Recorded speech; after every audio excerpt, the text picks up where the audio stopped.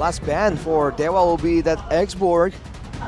So they were trying to go for a situation here where whoever gets caught in the front, they want it to be punished. They know that Evos can't really calculate everything with the lack of experience, so they don't want to give them any heroes that can survive a pick-off attempt or a misplay. So now they're forcing Evos into something a bit more straightforward, a bit more aggressive. But the Yuzong-Angela combo, we saw it a lot last season as well, I believe.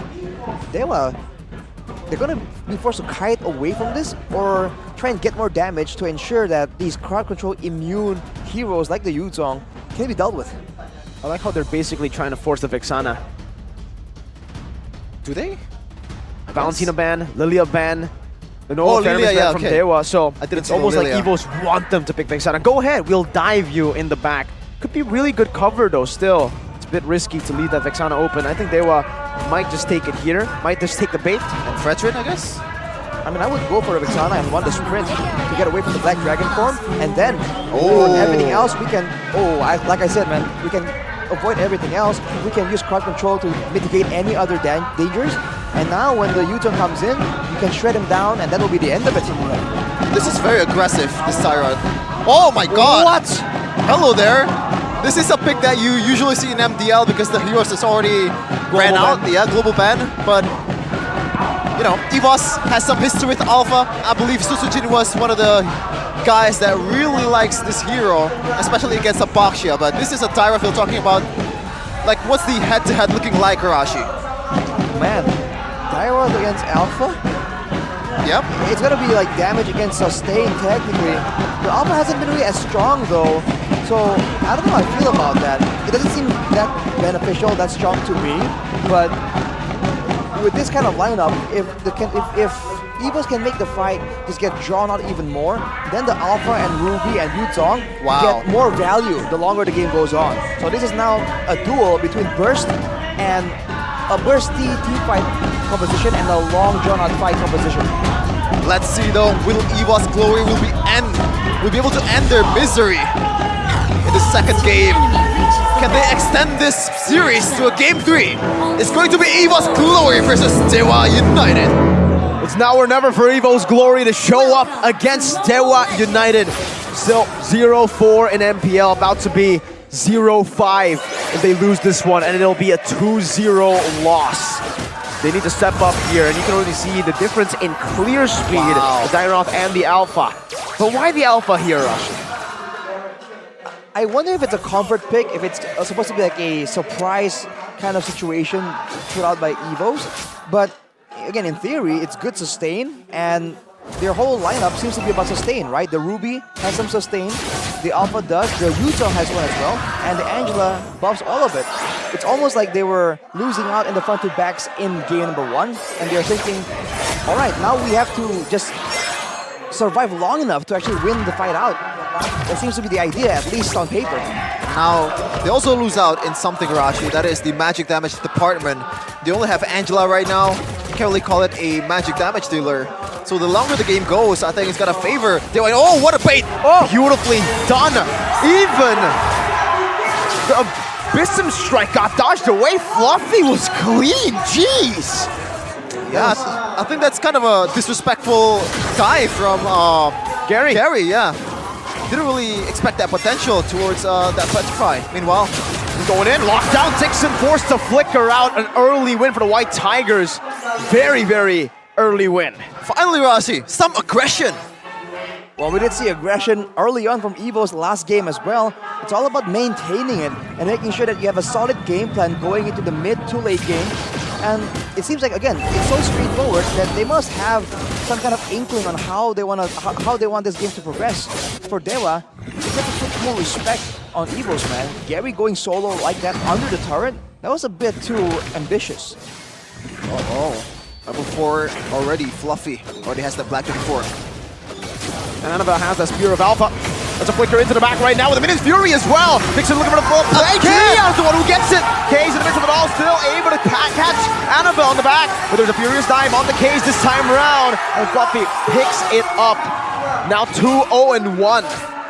Just what's happening right now, Rashi. Again, I want to say I'm not surprised anymore, but I am. It's the roamer once again taking the objective. It's a new emerging pattern we're seeing in Season 13, for sure.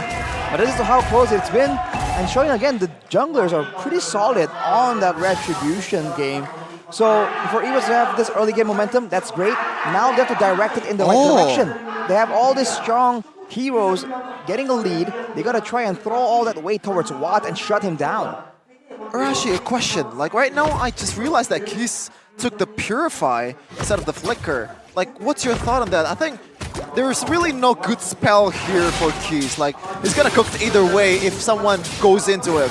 But the Purify against a Flicker? Generally, it's always the Flicker or the Purify. And I personally go for a Sprint on occasion, especially against a Yuzong or an Alpha, all these high movement speed heroes.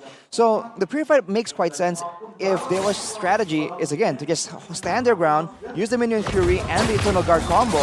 But for now, Evo still has too much damage, too much sustainability for that to be a legit game plan. So Keys, for now, will be very easily zoned out or nullified from these fights. Good recognition from Natko, knowing that something is fishy. That is the beef hiding in the bushes. Just waiting there. But yeah, both teams are just matching each other. And what on the Bruno? He's been doing a great job manipulating the waves. On the other side, the Fluffy is just dominant on that Yuzong, and Dixon just isn't having the same kind of success he had in game number 1. Look at how they're positioned, Mirko. Look at that. Angela and Ruby already owning that push in the middle lane. Yeah, still playing around that turtle. Setting up for the Alpha, who's still in the purple buff right now. Gary's going to make it, to purple buff a bit faster. Vexana, Eternal Guard. An attempted burst down on the Clocken. A forced flicker as well. Dreams will just disengage. And with Clocken that low, this will give Dewa more pressure to play with for the turtle. 4 minutes in, Gary on it. And Annabelle rotated already towards that top side, and for Clocken, it doesn't really matter. He still has a hard guard. Dreams, I'm offended, unfortunately, not going to be able to connect right now. Dewa reset it. Again, they're playing it as patient as they can. They're playing with fire here, Dewa United. All these ultimates, man. This is some heavy ultimate. Hard guard, Black Dragon form, and also that I'm offended. Brings so much value in a team fight. And Natko, I think he already has at least one item in this phase. And he can deal that much damage with that Blazing Duet. It begins. A level lead for Annabelle, blocking the Black Dragon form towards the back. Trying to zone Gary, where's the Blazing Duet come through as well? Annabelle picks it up, Gary is caught on the top spot. They go in an all-out team fight. Dixon finds a 5-man final slash. But he is the one who gets taken down. Evo's Glory are online in game number 2. A light in the tunnel for Evo's Glory, finally getting something out of an exchange. Watt can't really do anything as they rotate much faster. Rashi 2.5k gold lead. How's it looking right now for Evos? Again, it's a great start for sure, but they gotta make sure that they keep the momentum and make sure that they try and target Watt, because he is still on 0 deaths, despite the fact that Evos has been controlling everything. Gotta start looking for some dives, for some moments here as Natko shows some happy feet against Dixon.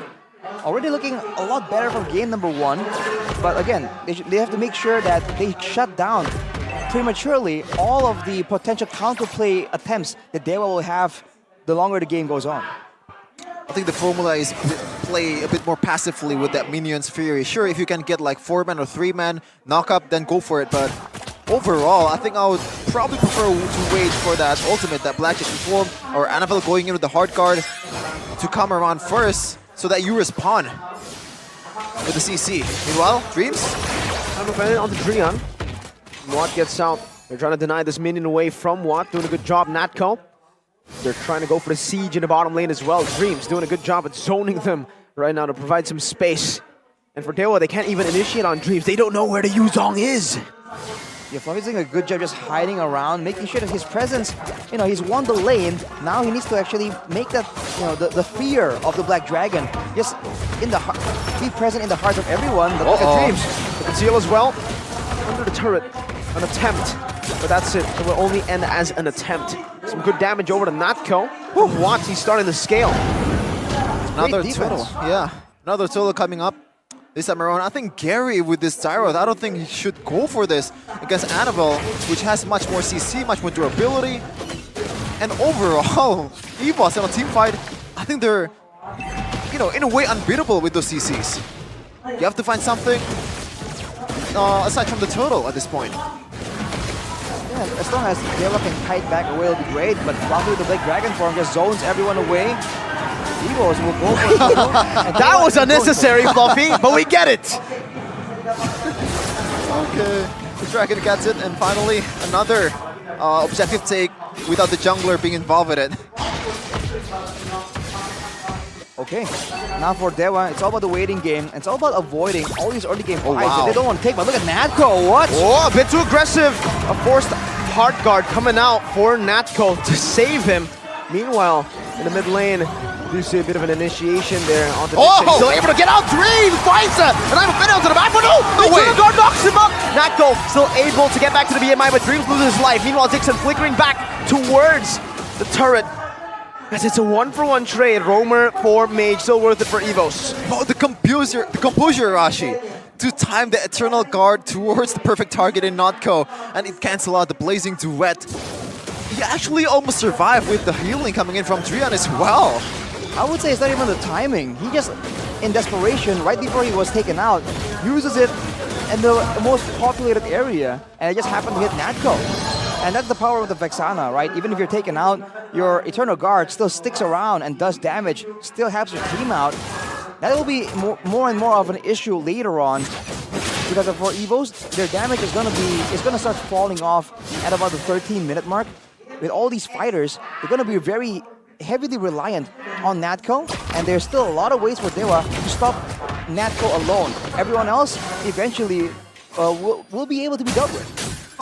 Also a game fact just now for Evos. The last time Alpha is being used is actually Evos as well. I believe it was probably Sutsujin or like, I don't know, he really likes the Alpha, but the last time they used it was MPL Season 12, week number 7, and this is the 57th hero that has been picked so far in MPL Indonesia Season 13. So a lot of colors, a lot of variance on the jungler area being added by Evos. Looking at the goal difference though, Natco with the 3 item power strike at the Wow. Trojan side, that means that the slower members like Keys, like Watt, they won't be able to just walk out of danger. And with that threat, they will back away, and Evos finally just get all the control they really want. And for Dewa, it's even worse because Keys doesn't really have that much damage. They went with the Necklace of Durance very early on, and as a result, his damage is almost negligible to all these beefy fighters. I am impressed by the decision of Evos just blitzing the Lord, but I'm more impressed the fact that Dewa United just completely let go of that. They know that they cannot get it, and they just look for something in another side of the map. Yeah, nothing they can get at all right now. They're actually just playing turtling inside their own turrets. And Evos are capitalizing on it completely. Annabelle is level 14 to Gary's level 12, a 2-level lead in the jungle alone, and the Lord is slowly but surely making its way into the base turrets. You can see they're trying to slow push as much as they can so that they can try to take a base turret down. Rocket just finished the Necklace of Durance as well, so even less healing, less survivability for Dewa United. And now that they're at the base, this is where it gets kind of hairy for Evos. Having a direct means they can clear this Lord relatively fast.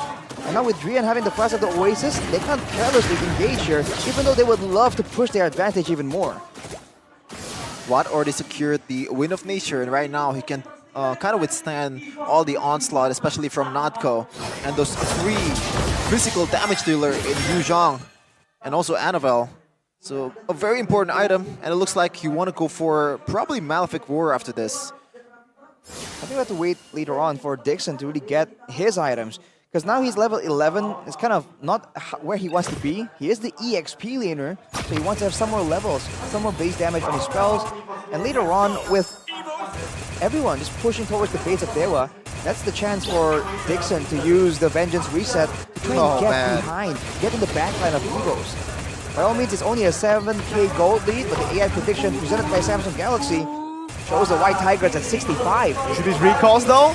Evos have had enough of the recalls towards them. Now they are the ones recalling on Dewa. Still though, game's not over. 7,000 gold lead though. Is it too much for Dewa to come back? Is there still a possibility, Arashi, for Dewa to come back here? Oh, I think there definitely is.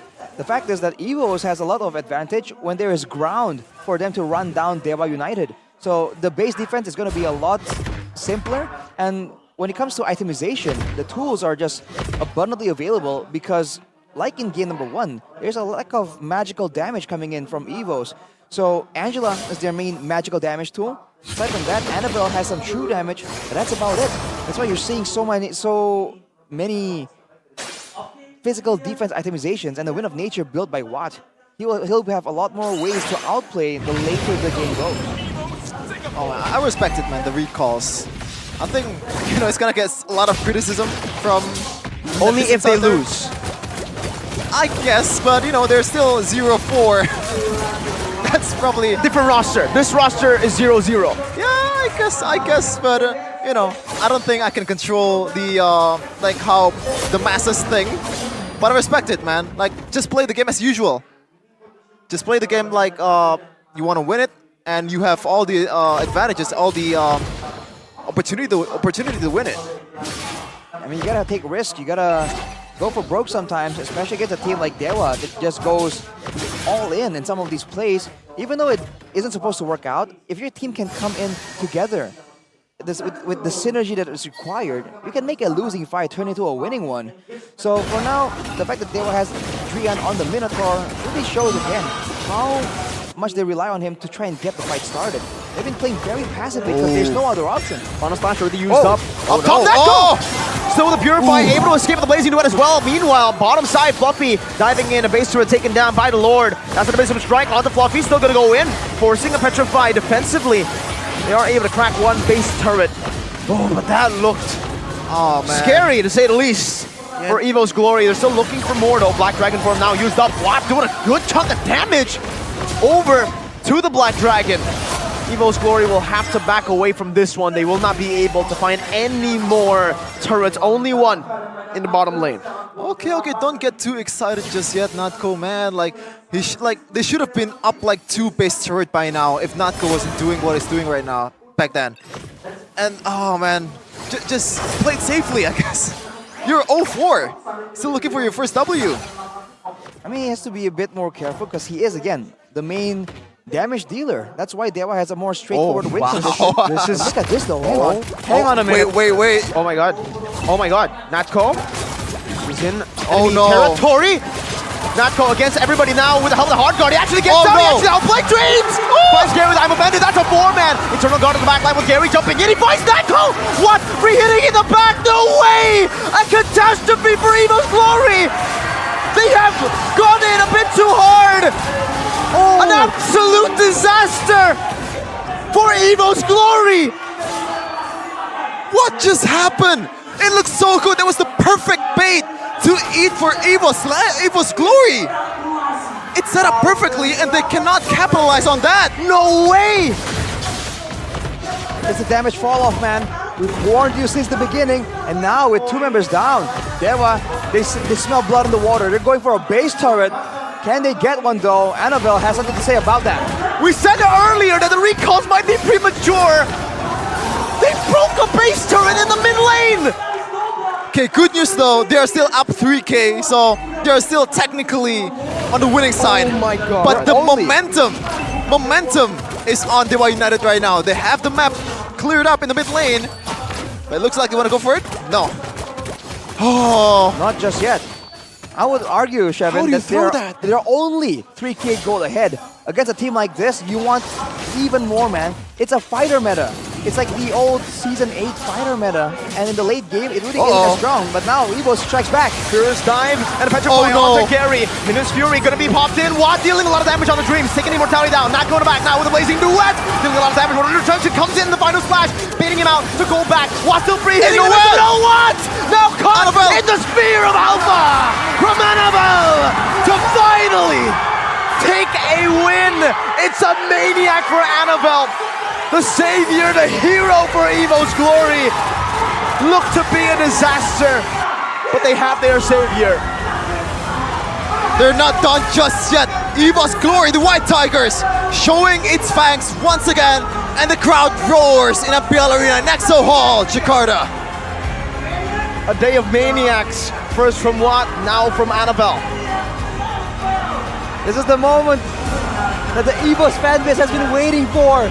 Finally, a positive upturn. after weeks of struggle, a ray of light in the dark.